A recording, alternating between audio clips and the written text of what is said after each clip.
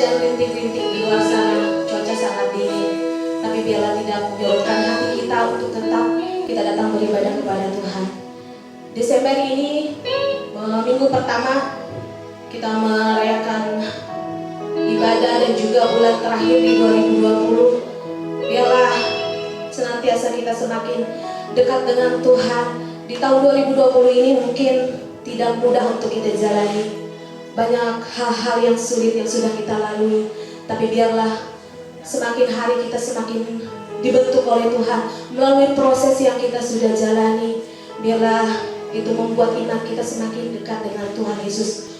Bukan suatu kebetulan kita ada di saat ini merasakan, kita bisa melihat, bisa mendengar. Itu semua karena kebaikan Tuhan Yesus. Kalau kita masih diberikan kesempatan, kesehatan, Tuhan Yesus begitu baik dalam kehidupan kita. Mari saya undang saudara untuk senantiasa mengucap syukur kepada Tuhan atas kebaikan Tuhan dalam hidupmu. Tuhan sudah memperbuat yang lebih dan lebih lagi dalam hidup kita.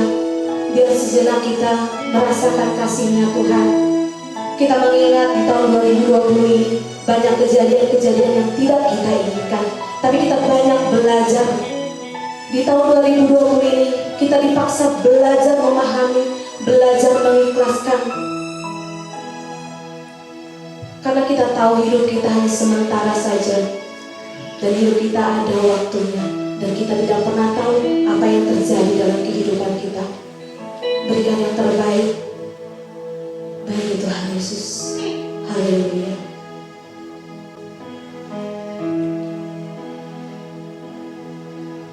Saat ku masuk ke hadirat-Mu, ku tersungkur dan sembah-Mu. Ku persembahkan korban syukur-Ku yang terbaik bagi-Mu. Ku bawa korban syukur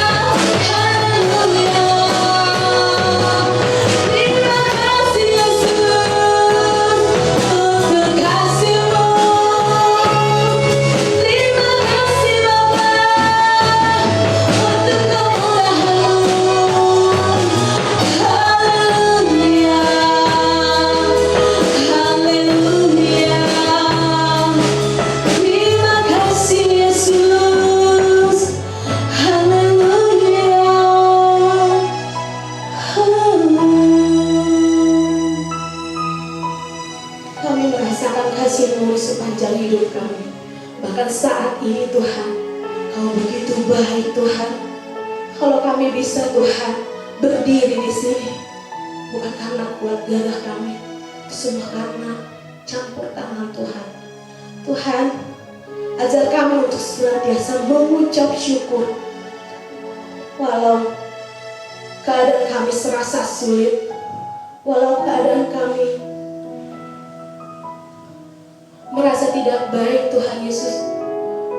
Terlebih saat ini mungkin hati kami gundah gelisah Tuhan, dikarenakan semakin banyaknya virus-virus. Tetapi kami mau belajar Tuhan, belajar tenang Tuhan, belajar untuk mengucap syukur karena kami tahu Tuhan, ada kekuatan Tuhan dari ucapan syukur ini Tuhan. Ajar kami Tuhan untuk senantiasa mengingat akan kasih-Nya Tuhan dalam kehidupan kami. Biarlah pujian kami Tuhan, penyembahan kami, doa kami, biarlah itu naik di hadapan tahta-Mu ya Yesus. Dan Engkau Tuhan mendengarkan bahkan menjawabnya ya Tuhan. Terima kasih Bapa, kami siap untuk lebih dalam lagi memuji meninggikan nama Tuhan. Di dalam nama Tuhan Yesus kami ucapkan haleluya, amin. Ada semangat, ada sukacita. Coba ada sukacita. Berikan tepuk tangan yang paling kami berikan kita. Haleluya. Saat ini adalah saat-saat yang tersulit mungkin bagi kita, tapi kita percaya Tuhan Yesus ada bagi kita. Amin. Saya undang jemaat untuk bangkit berdiri. Kita sama-sama menyanyikan lagu pujian yang begitu besar. Haleluya.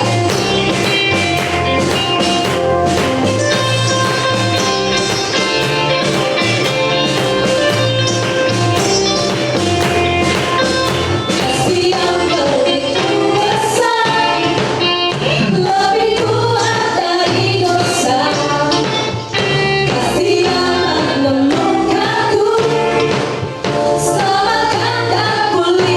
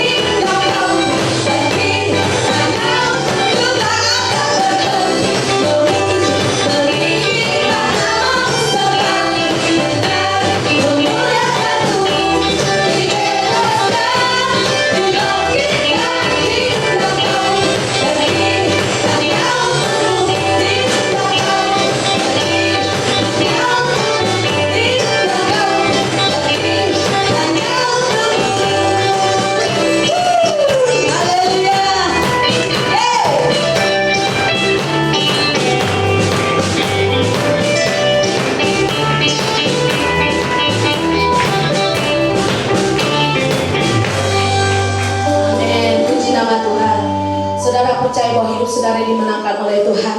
Amin. Kita tidak perlu takut akan hidup ini karena kita sudah ditebus oleh Tuhan Yesus. Darahnya yang sudah tercurah buat kita. Itu bentuk cintanya Tuhan untuk kita. Siapkan hati kita untuk menerima kebenaran firman Tuhan. Kami percaya Tuhan bahwa Tuhan Yesus telah hadir untuk kami. Engkau telah mati Tuhan Yesus untuk menebus dosa kami. Inilah saatnya Tuhan Yesus. Kami sedang bisa mengucap syukur, mengingat semua akan dosa-dosa kami Tuhan. Terima kasih Yesus.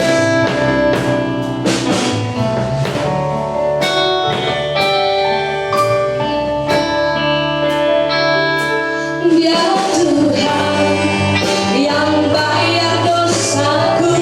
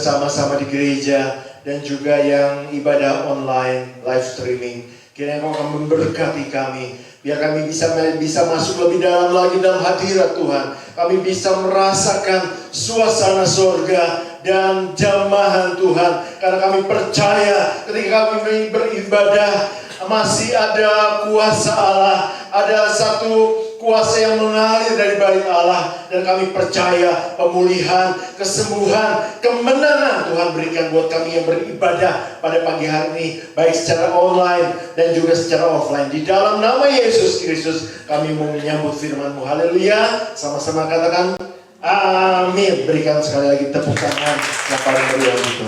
Silakan dulu. Ya, puji Tuhan. Saya ingin menyapa saudara semua. Apa kabar saudaraku? Aku memang sulit ya membiasakan kebiasaan. Tetapi jemaat Kalvari saya biasakan ya untuk ketika ditanya apa kabar, puji Tuhan, aku diberkati. Sekali lagi ya dengan suara yang keras. Apa kabar jemaat? Puji Tuhan, aku diberkati. Sekali lagi, apa kabar Kalvari? Puji Tuhan, aku diberkati. Praise Lord. I'm blessed. Yang di rumah juga ya, puji Tuhan aku diberkati. Apapun keadaan kita, masalah yang sedang kita hadapi, mungkin sedang kantongnya lagi nggak ada uang, puji Tuhan aku diberkati. Dan percaya, berkat sedang on the way dalam kehidupan saudara. Amin. Yang percaya angkat tangannya. Berikan tepuk tangan yang meriah untuk Tuhan Yesus. Wow, hari ini sedikit ya yang hadir. Lebih sedikit dari seminggu yang lalu, lebih sedikit dari 2 minggu yang lalu. Karena 2 minggu yang lalu cukup sedikit ketika saya khotbah. Nah, karena mungkin keadaan kota Sukabumi ya yang demikian memerah. Sebenarnya nggak ada oranye. Kalau di internasional adanya merah.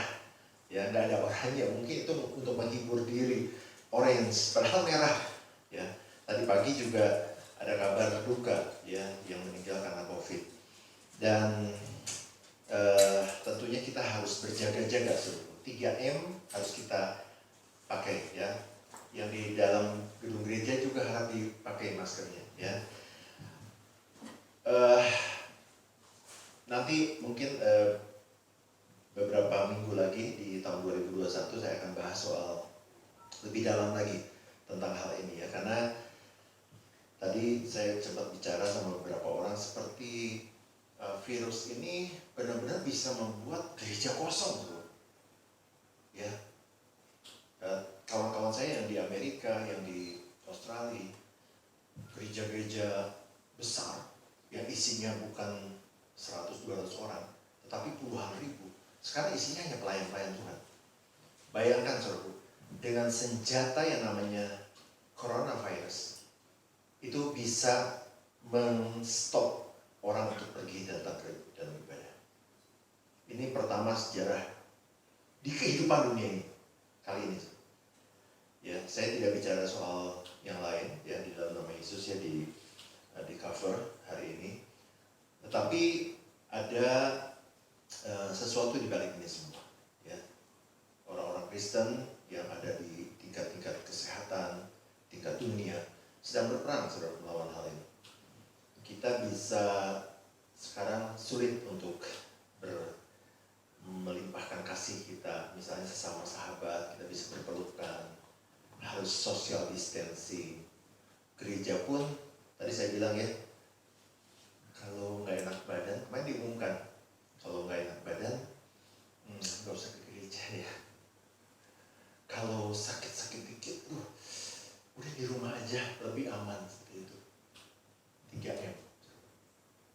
Tetapi ada sesuatu di balik itu. Jadi makanya kita harus berdoa. Kita juga mengikuti protokol pemerintah, ya, supaya semuanya kita terlindung. Tapi saya tidak membahas lebih dalam soal itu. Tetapi salah satunya kita harus makan makanan yang bergizi, betul nggak? Ya. Tetapi itu juga tidak terlalu menolong. Banyak dokter yang maaf, ya, yang sebetulnya notabene dokter hidupnya sehat. Mampu nggak dia makan yang bergizi, mampu dong. Banyak yang meninggal. Ya. Maka kena firman Tuhan dikatakan, manusia bukan hidup dari roti saja, tetapi dari firman yang keluar dari mulut Allah. Jadi imun tubuh kita bukan hanya fit saya 1000, makan makanan bergizi. Yang makan babi yang banyak, wah bagus katanya. Orang lupa firman yang keluar dari mulut Allah. Itu yang menghidupkan. Amos 5 ayat 6 mengatakan apa? Cari Tuhan, maka kamu akan hidup. Lepas dari protokol kesehatan, ya, kalau ada orang pemerintahan yang melihat video ini, karena saya sering share ini supaya menjadi berkat. Jangan kita nggak bisa offline, online juga saya share ke semua orang supaya betul di gereja ini diberitakan tentang kabar baik. Ya, saudaraku, banyak orang lupa ketika kita berfokus pada masalah COVID-19. Itu imun tubuh rohaninya lupa. Tadi saya bilang sama beberapa orang, ibadah online itu survei dari hamba-hamba Tuhan, 90%, 95% orang tidak beribadah. Tapi Tuhan bisa pakai itu. Itu orang hanya nonton. Karena di mobil juga mungkin bisa itu nonton. Atau di rumah lagi santai bisa gitu. Jarang yang mengikuti ibadah pakai liturgi ibadah seperti offline gitu. Ya. Iblis dengan cara ini juga sedang menyusup agar kita jauh dengan Tuhan. Tapi ingat baik-baik, firman Tuhan mengatakan pada hari cari Tuhan, maka kamu akan hidup. Ya, perbanyak imun tubuhmu dengan dekat dengan Tuhan, saudaraku. Jangan jadi malas.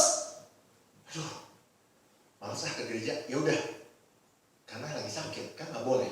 Ya udah di rumah dong, berdoa, tingkatkan. Jangan jadi tidurnya lebih banyak, nganggurnya lebih banyak, baca firman Tuhan. Itu yang menguatkan imun tubuh kita. Secara rohani begitu imun ini meningkat, ya, maka imun tubuh itu akan naik. Dan itu yang bisa menolak satu-satunya yang bisa menolak virus COVID-19 dalam kehidupan kita. Kalau saudara sehat, virus COVID-19 itu akan dikalahkan oleh kuasa Tuhan yang dalam kita. Sekarang udah di rumah, udah nggak bisa ini, nggak bisa itu, nggak bisa ibadah. Ibadah di rumah sendiri pun gagal. Banyak yang gagal. Ya, saya tidak menjudge saudara, tetapi banyak sekali yang gagal. Ibadah persekutuan pribadinya dengan Tuhan gagal, tidak menambah, saudaraku. Ya, yang dipentingin gimana ya gua harus kerja, harus cari uang, tapi sementara work from home, sementara ngeri. Rohaninya perhatian. Jadi pesan di awal firman Tuhan pada saat ini adalah perhatikan kehidupan rohani kita. Cari Tuhan maka kamu akan hidup. Manusia bukan hidup dari roti saja, tapi dari keluar dari firman yang keluar dari mulut Allah. Ya, itu Matius 4 ayat 4. Oke. Tema khotbah saya pada hari ini adalah lifestyle righteous. Ya, lifestyle righteous. Ini sebenarnya ada kesalahan teknis, nggak apa-apa. Judul khotbahnya lifestyle righteous. Ya, ini poin pertama. Saudaraku, artinya adalah gaya hidup orang benar.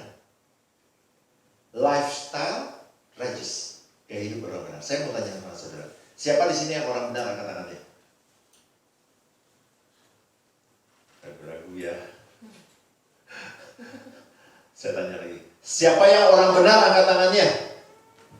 Halo, ada yang tertidur? Ada yang tertidur nggak? Siapa yang orang benar angkat tangannya?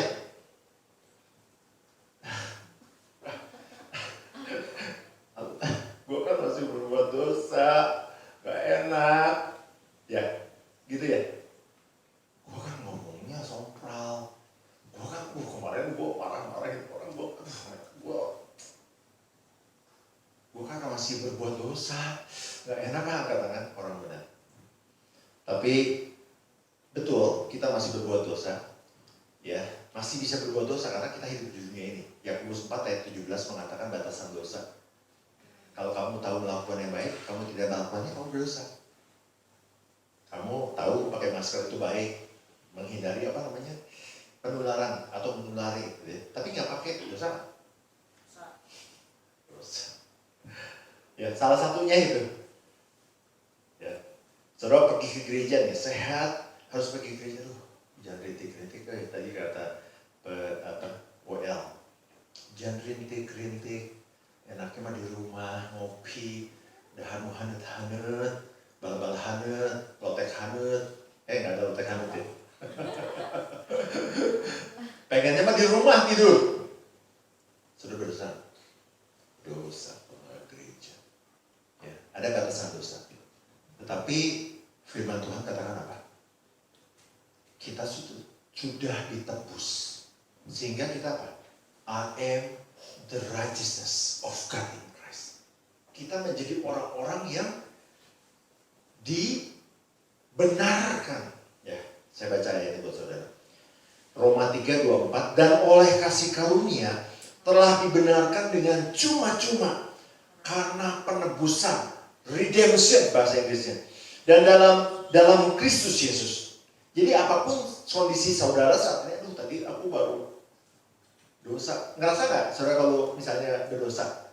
Ngerasa ya, misalnya ada keles sedikit atau ada perbuatan-perbuatan yang kayak dosa nih ya. Ini kan suka ngomong ya di hati kita ya. Tapi Tuhan katakan apa? Apapun keadaan kita saat ini, kita adalah orang-orang benar. Karena kita sudah di-redemption, ditebus oleh Tuhan. Jadi saudara dan saya adalah orang-orang benar. Amin. Amin. Ya, saya tanya sekali lagi, siapa orang benar di sini? Angkat tangannya. Yang angkat tangan berikan kemuliaan untuk Tuhan Yesus. Sudah mengerti ya? Jadi kita adalah orang-orang benar. Nah, kalau orang-orang benar itu punya gaya hidup yang berbeda. Saya dengan Pak Bambang gaya hidupnya beda. Pak Bambang dengan saudara gaya hidupnya beda. Saudara dengan artis gaya hidupnya beda. Betul nggak? Jadi kita pun sebagai orang-orang benar punya gaya hidup yang berbeda. Oke, kita masuk. Apa gaya hidup orang benar? Lifestyle righteous. Yang pertama adalah lifestyle in love. Gaya hidup dalam kasih. Sama-sama katakan gaya hidup dalam kasih. 1, 2, 3. Gaya hidup dalam kasih. Jadi kita, kalau kita orang-orang benar, hidup kita harus gayanya gaya di dalam kasih. Kita baca ayatnya. 2 Yohanes 1 ayat 6. Dan inilah kasih itu, yaitu bahwa kita harus hidup menurut perintahnya. Dan inilah perintah itu, yaitu bahwa kamu harus hidup di dalam kasih sebagaimana telah kami dengar dari kami. Kalau saudara orang benar hidup dalam, sama-sama ucapkan hidup dalam kasih. 1, 2, 3. Hidup dalam kasih. Nah, apa sih hidup dalam kasih itu? Lifestyle in love itu gimana? Yang pertama, bicaranya penuh kasih. Ya. Ini yang membedakan antara kita dengan orang-orang yang tidak hidup dalam kasih. Bicaranya penuh kasih. Ya. Baca dulu ayatnya, nanti saya paparkan. Kolose 4 ayat 6. Hendaklah kata-katamu senantiasa penuh kasih, jangan hambar, sehingga kamu tahu bagaimana kamu harus memberi jawab kepada setiap orang. Kata-katamu senantiasa penuh kasih, jangan hambar. Saya selain pastor, musisi, saya juga chef. Ya, kalau saya masak kurang garam, gak enak rasanya.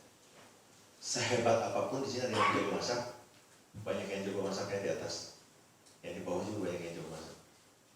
Kalau nggak pakai garam,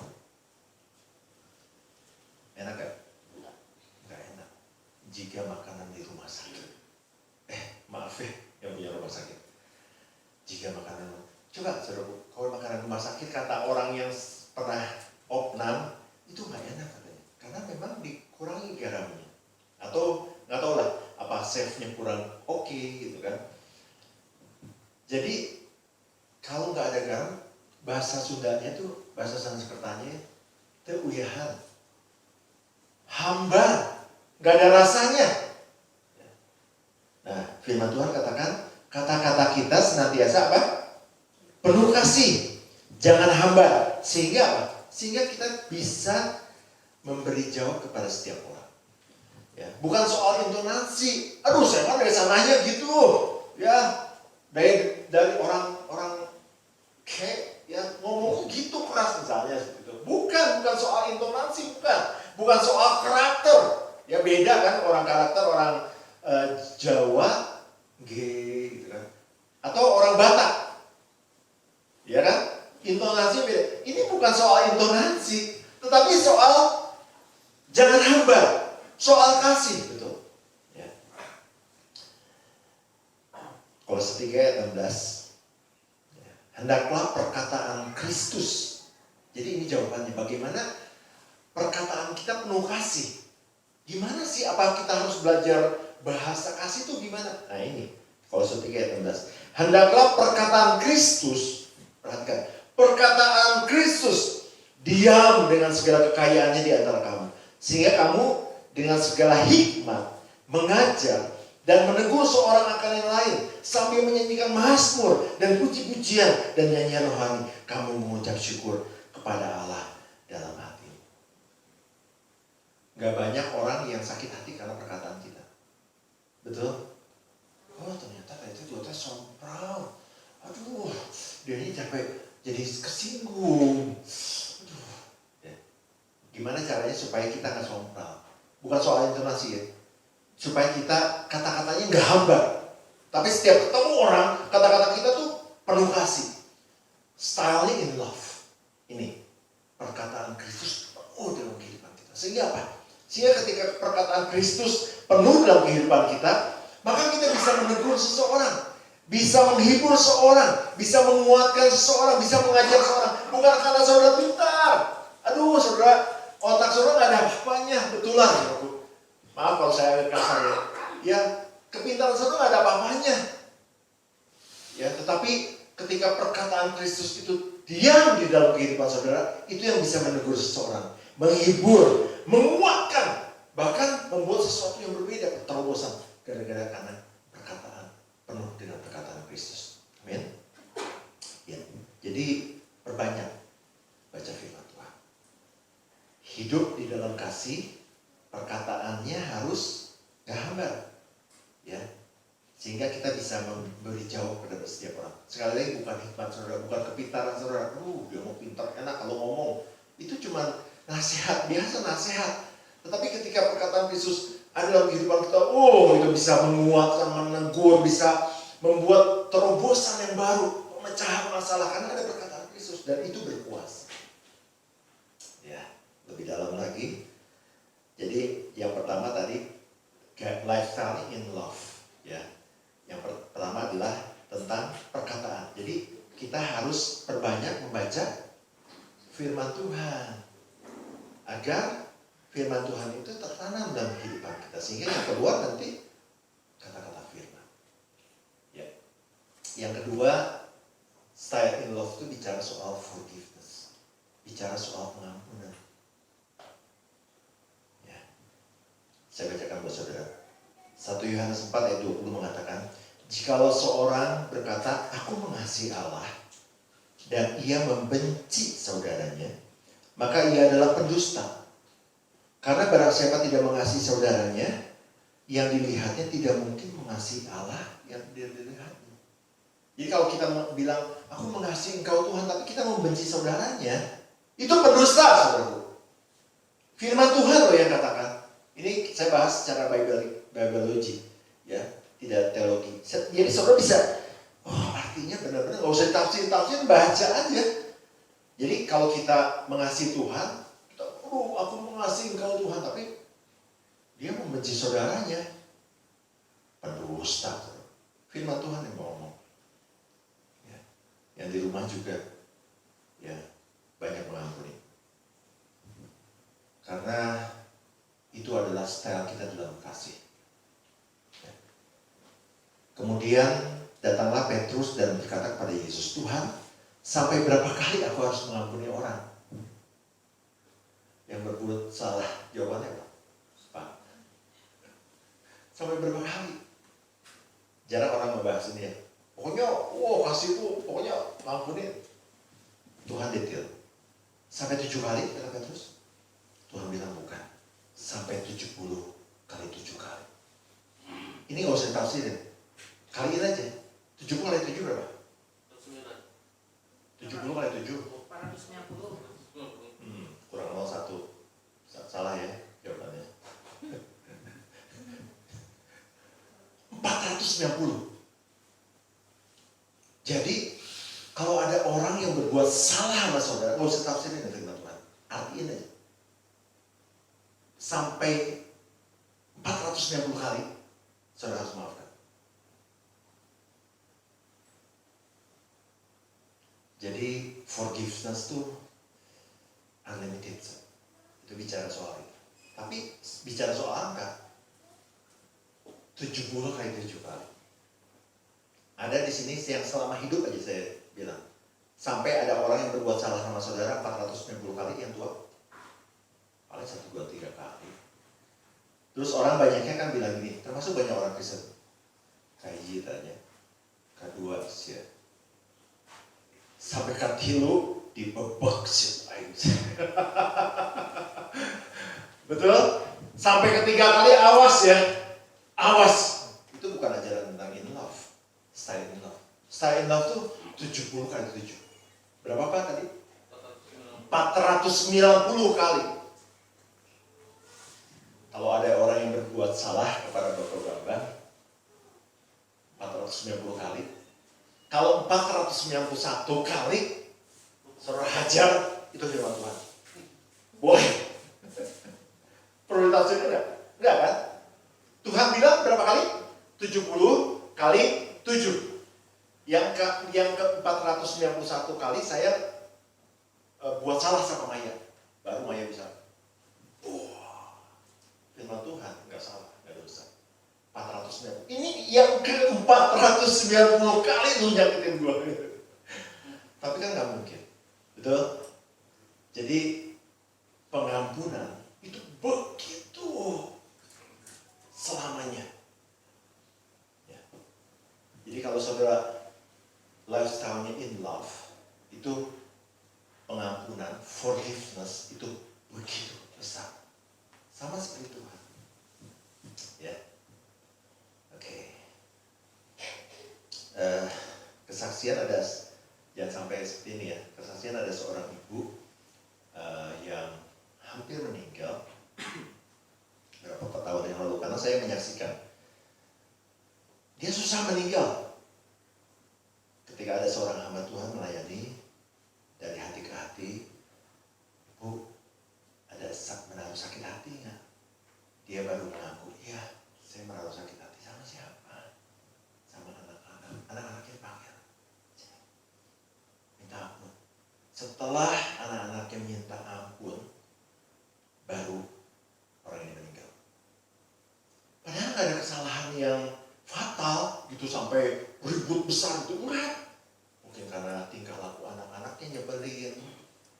Ya kadang-kadang kan orang tua seperti itu ya, yang udah jadi orang tua ya. Makanya yang udah jadi orang tua banyak mengampuni anak-anak, ya, supaya kita nggak sakit hati. Ini pengalaman seorang ibu dan banyak lagi kejadian-kejadian seperti itu. Jadi harus melepaskan pengampunan. Ya. Itu yang pertama. Jadi tadi apa dikatakan lifestyle in love. Perkataan kita nggak boleh hambar, tapi penuh dengan firman Tuhan. Yang kedua, mengampuni, melepaskan pengampunan. Berat nggak? Berat ya. Udah ke 5 kali Pak, dia nyakitin hati saya. Gak ada ampun lagi. Dosa loh. Firman Tuhan katakan berapa? 70 kali 7. Tapi kalau Surya bilang, Pak, saya gak mau ngampunin dia. Kenapa? Ini udah yang ke 493 kali. Oh iya, ya, silakan lah. Mau dihajar ya orang itu. Tapi kan gak mungkin. Ya, jadi forgiveness-nya kita harus besar.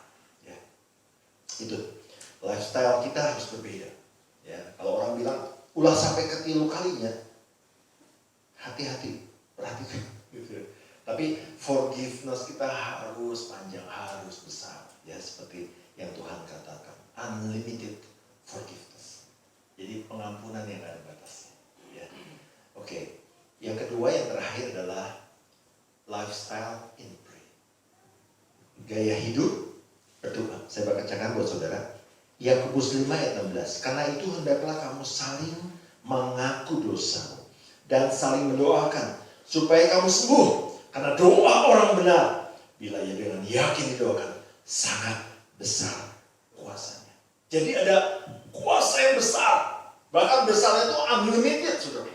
Ketika saudara berdoa untuk orang yang sakit, orang itu sembuh. Percaya, saudara.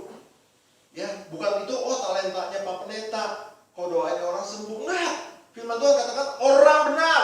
Doa orang benar. Dan orang benar itu adalah saudara dan saya. Kita punya unlimited power in prayer. Kita punya kuasa yang tidak terbatas di dalam doa. Oleh sebab itu kalau ada sesuatu, ada yang sakit, saudara doakan, akan sembuh. Ada yang punya masalah dalam keuangan, masalah dalam perekonomian, masalah dalam rumah tangga, masalah di dalam hubungan, masalah dalam pernikahan. Berdoa, ada kuasa yang besar yang Tuhan akan berikan dan semuanya akan beres di bawah kuasa doa. Ya, amin. Saya akan closing. Ya, saya undang tim robotik maju ke depan. Jadi dua hal tadi adalah merupakan gaya hidup orang benar. Yang pertama tadi apa? Gaya hidup, love in love, gaya hidup dalam kasih. Itu menyangkut soal lifestyle in love. Gaya hidup di dalam kasih. Itu menyangkut soal bicara kita. Ya, jangan hambar. Ya, kalau ditanya sama orang, harus tahu bagaimana memberi jawab pada setiap orang. Penuh dengan perkataan firman Tuhan. Yang kedua tadi, apa? Pengampunan. Ada batasnya nggak? Unlimited forgiveness. Ingat baik-baik itu. 70 kali 7 kali. Tadi Bapak yang di belakang bilang berapa kali, Pak? 490 kali. Harus dimaafkan. Unlimited forgiveness. Dan yang terakhir adalah gaya hidup berdoa. Ya. Karena Tuhan sudah berikan itu buat kita semua. Oke.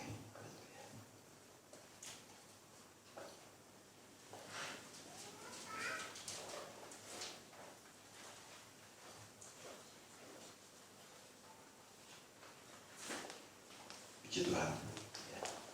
Sangat penting memiliki lifestyle righteousness.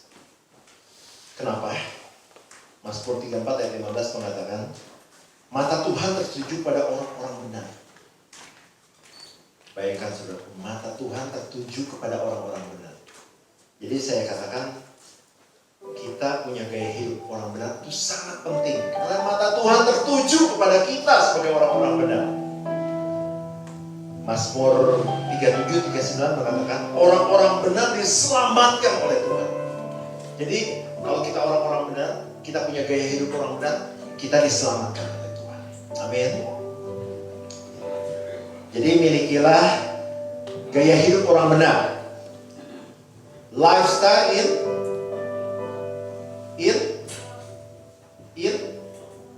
love. Lifestyle in love. Yang kedua, lifestyle in pray. Ya, itu harus menjadi gaya hidup Jemaat Kalvari. Juga yang di rumah, juga yang menonton live streaming ini.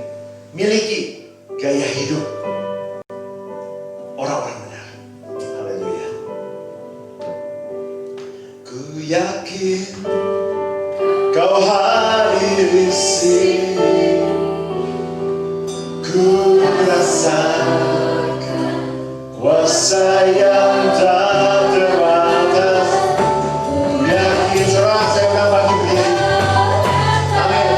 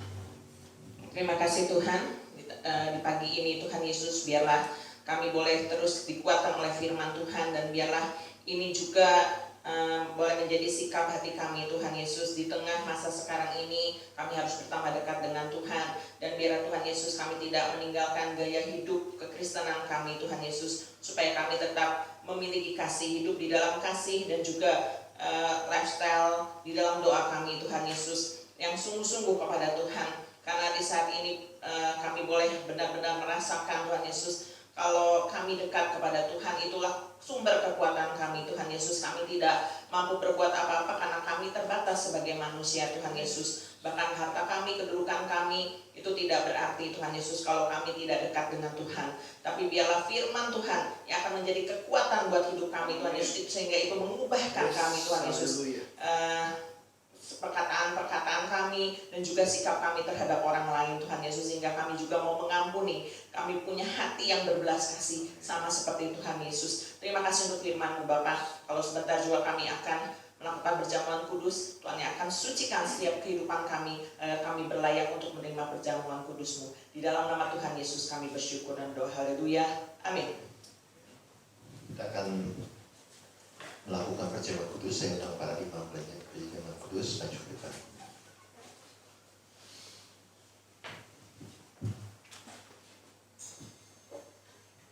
Saudara silakan duduk.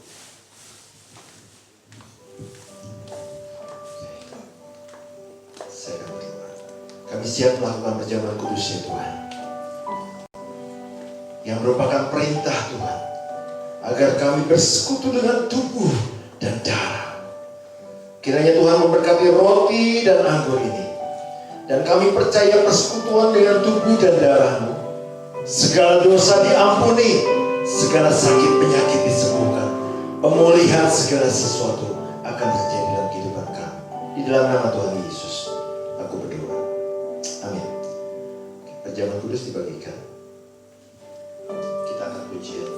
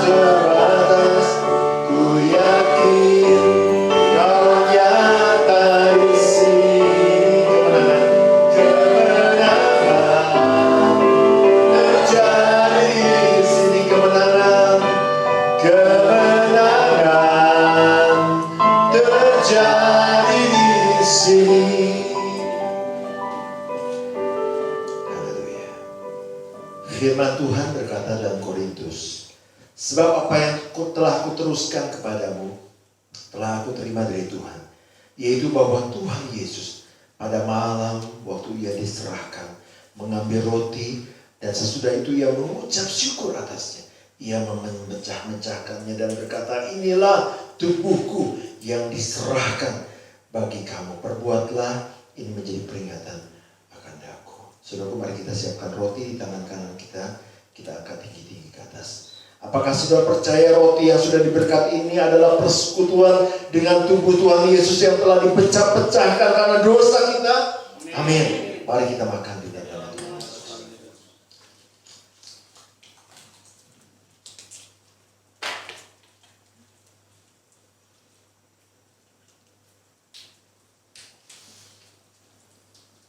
Haleluya.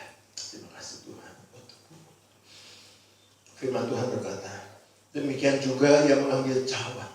Sesudah makan lalu berkata, cawan ini adalah perjanjian baru yang dimaterai oleh darahku. Perbuatlah ini setiap kali kamu meminumnya menjadi peringatan akan aku. Sebab setiap kali kamu makan roti dan minum cawan ini, kamu memberitakan kematian Tuhan sampai Ia datang. Mari kita siapkan anggur di tangan-tangan kita, kita angkat tinggi-tinggi ke atas. Apakah saudara percaya anggur yang sudah diberkati ini adalah persekutuan dengan darah Tuhan Yesus yang telah dicurahkan untuk menebus segala dosa? Amin. Mari kita minum di dalam nama Tuhan Yesus Kristus. Haleluya. Semuanya mengucap syukur kepada Tuhan. Semuanya menyembah Tuhan. Terima kasih Tuhan. Terima kasih buat tubuh dan darah-Mu Yesus. Haleluya Yesus. Haleluya Tuhan. Terima kasih buat tubuh dan darah-Mu Tuhan. Terima kasih Tuhan Yesus. Terima kasih Bapa. Terima kasih Yesus.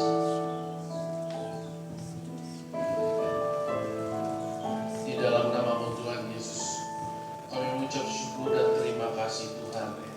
Kalau pada pagi hari ini Bapa, kami dilayakkan ya Tuhan Yesus untuk melakukan perjamuan kudus-Mu ya Bapa. Tubuh-Mu dan darah-Mu menyatu di dalam kehidupan kami Bapa, sehingga kami ya Tuhan Yesus, Engkau hapuskan dosa kami ya Tuhan Yesus. Engkau ampuni segala kesalahan dan dosa kami Bapa. Engkau ada di dalam kehidupan kami Bapa, yang membimbing kami dalam kehidupan ini Bapa, memberikan kami kekuatan di dalam kami, iman kami ya Tuhan Yesus kepadamu Bapa. Biarlah ya Tuhan Yesus, dan darah-Mu ya Tuhan, memberi kami kekuatan itu secara rohani Bapa, menjadi kedewasaan iman kami kepadamu, lebih dekat lagi kepadamu, lebih lagi mengasihi-Mu Bapa, lebih lagi ya Tuhan Yesus, kami selalu dengar-dengarkan apa yang Kau katakan dari firman-Mu Bapa, sehingga kehidupan kami boleh berkenan di hadapan-Mu. Kami yakin percaya Bapa, di saat kami melakukan firman-Mu, Engkau selalu bertindak untuk kami Tuhan, dan Engkau selalu melindungi kami dari segala mara bahaya, petaka dan celaka ya Tuhan Yesus. Amin Tuhan. Sehingga ya tubuh dan darah-Mu ya Tuhan, Oh menaungi Yesus, kami. terima kasih Tuhan. Apalagi ya Terima Tuhan, di kasih. saat-saat sekarang ya Tuhan Yesus, Ya. di saat-saat yang mengerikan di dalam kehidupan Ya, dunia Tuhan. ini Tuhan Yesus. Yesus. Engkau selalu melindungi kami Bapa dengan Amin. tubuh dan darah-Mu. Amin. Seperti Engkau pun menaungi kami dengan gadamu ya Bapa. Amin. Terima kasih Tuhan Yesus Terima atas kasih Bapak. perjamuan kudus-Mu ini Terima Bapa. kasih. Terima kasih Engkau layakkan Terima kami. kasih. Tubuh dan darah-Mu telah menyatu di dalam kehidupan kami, menaungi dan melindungi Haleluya. kami. Terima kasih Terima Tuhan. kasih Bapak. Di dalam nama Yesus kami berdoa. Haleluya. Amin. Kami percaya Tuhan bahwa tubuh dan darah-Mu Yesus, setelah kami bersekutu dengan tubuh dan darah-Mu, semua dosa sudah diampuni. Amin. Semua sakit sudah disembuhkan. Amin. Bahkan ada perlindungan total dari kuasa tubuh dan darah buat kami Amin semua. Tuhan Yesus. Terima kasih. Thank you Lord. Haleluya. Saudara, kita akan kedua datangan kita. Siap untuk menerima berkat Tuhan. Diberkatilah keluargamu. Amin. Diberkatilah kesehatanmu. Amin. Diberkatilah pekerjaan dan hasil kerjamu. Amin. Dan diberkatilah orang yang mengandalkan Tuhan, yang menaruh harapannya pada Tuhan. Haleluya. Sekarang saudaraku, terimalah berkat yang besar dari Allah Bapa, cinta kasih dari Tuhan kita Yesus Kristus, dan persekutuan dengan Roh Kudus menyertai hidup kita mulai pagi hari ini sampai Maranatha Dia datang kali kedua. Amin. Dalam nama Yesus, dalam nama Yesus kami berdoa. Haleluya. Amin. Amin. Kami tim pelayanan mengucapkan Happy Sunday, Jesus bless you. Persembahan dijalankan satu kali, berikan dengan sukacita. Angkot persepuluhannya jangan lupa.